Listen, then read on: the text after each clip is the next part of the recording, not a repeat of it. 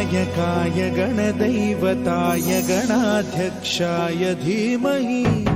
गुणशरीराय गुणमण्डिताय गुणेशानाय धीमहि गुणातीताय गुणाधीशाय गुणप्रविष्टाय धीमहि एकदन्ताय वक्रतुण्डाय गौरीतनयाय धीमहि गजेशानाय भालचन्द्राय श्रीगणेशाय धीमहि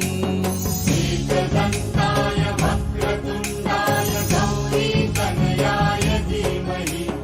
गजेशानाय भालचन्द्राय श्रीगणेशाय धीमहि गानचतुराय गानप्राणाय गानान्तरात्मने गानोत्सुकाय गानमत्ताय गानोत्सुकमनसे गुरुपूजिताय गुरुदैवताय गुरुकुलस्थायिने गुरुविक्रमाय गुह्यप्रवराय गुरवे गुणगुरवे गुरुदैत्यकलक्षेत्रे गुरुधर्मसदाराध्याय गुरुपुत्र परित्रात्रे गुरुपाखण्डखण्डकाय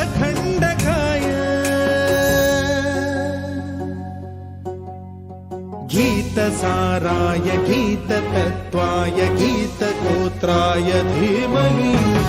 गूढगुल्फाय गन्धमत्ताय गोजयप्रदाय धीमहि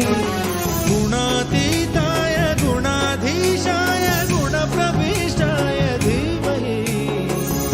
एकदन्ताय वक्रतुण्डाय गौरीतनयाय धीमहि